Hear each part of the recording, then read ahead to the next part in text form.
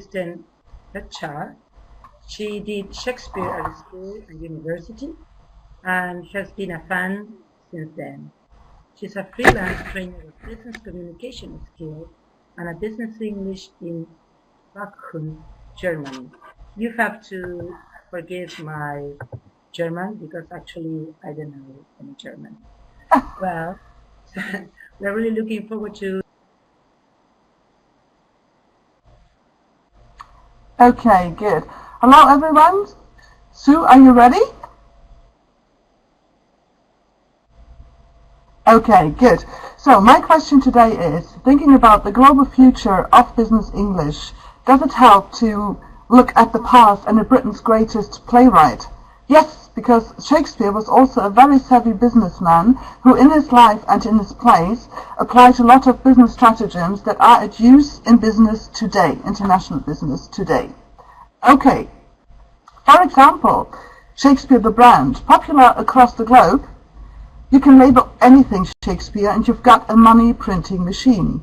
So even 400 years after his death, the marketing of Shakespeare's legacy is a great example of brand stretching, franchising and milking it while you can.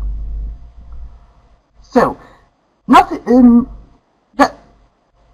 will hold possibly true for the next 400 years, as nothing sells better when it comes to Britain than the Bard, except for Queen Elizabeth II, not the first, which is another great brand. And we come back to monarchy when we talk about leadership. Of course, both Bettys were very successful leaders, unlike the leaders in Shakespeare plays. But first, back to Shakespeare's businessman qualities. He was part owner of the Globe and another London theatre. He sold different types of tickets to increase the number of audience, 1 penny for the ground, 6 penny for the seats, and even in his plays he catered for this mixed audience because he really knew his target groups. The money that he actually made from his theatre activities, he invested very wisely. There's a great article on the BBC for that. He bought land in Stratford. He also bought and sold grain. So he was a grain trader. And he didn't limit his activities to the arts, as you can see. You might wonder when he actually found the time to write all those plays. Just like any major Hollywood studio, he was aware of the return on investment that you could get from making sequels. The first and second parts of King Henry IV and King Henry V, and the first, second and third part of King Henry VI can only be compared to the other best-selling British series, James Bond. So, Shakespeare is good for teaching business, but is he also good for teaching business English using his plays? Well, the first thing that comes to mind is, of course, The Merchant of Venice, from which I borrowed my title, and which features several aspects of business, such as trade, of course, and also the value of assets. One central theme in many of Shakespeare's plays is that of good and bad leadership.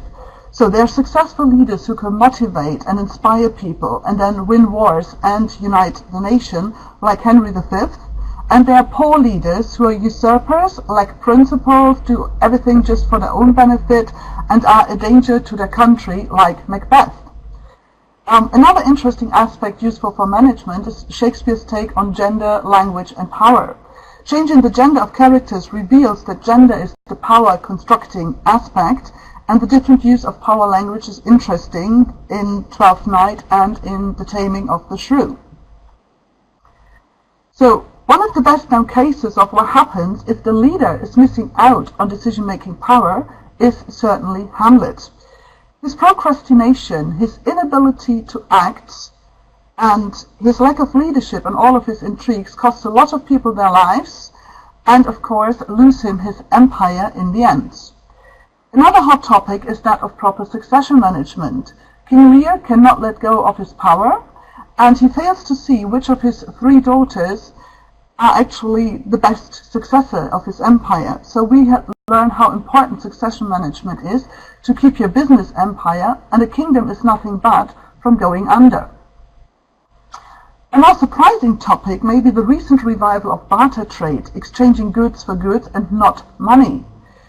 In Richard III, when he is about to lose the final battle, In his famous speech, King Richard would have happily swapped his kingdom for a horse when he had to ask himself a very crucial question, namely, what use are all your fixed assets of land and buildings? Oh, I think we have a problem with the slides here.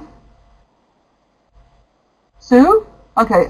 What use are all your fixed assets of land and buildings and other property that make up your kingdom in a situation where you just need a high level of flexibility and mobility? In other words, current assets such as money or, for example, means of transport. How much would you get for a kingdom anyway? In The Tempest, often interpreted as a post-colonial day today, the slave and the master negotiate the terms of freedom, and as Shanty Street writes, the military leader Coriolanus needs to learn the ropes of political negotiations to succeed in being elected as a senator. He needs to learn how to get people's trust.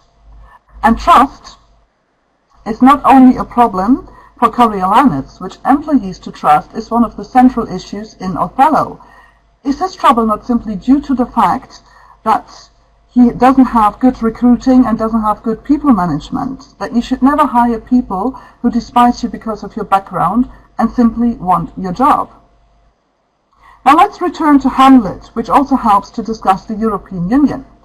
There's Something Rotten in the state of Denmark reflects on the anti-EU tendencies there, and not only there. So Hamlet may be an excellent kickoff.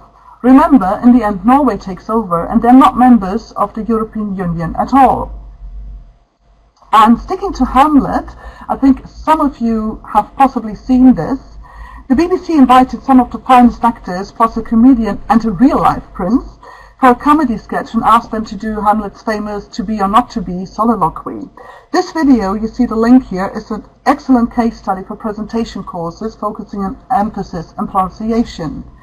Of course, Shakespeare had his plays also set outside the UK. Globalization can best be illustrated with a comedy of errors, where characters have to locate certain countries and are unable to do so. This play also voices the feeling of homelessness and uncertainty that many people experience with globalization. So Shakespeare recorded and coined a lot of phrases and made a vast contribution to the English language in use today, not only in business. His quotes are popular with management coaches, and you find plenty of examples on the internet if you want to use them in your classroom.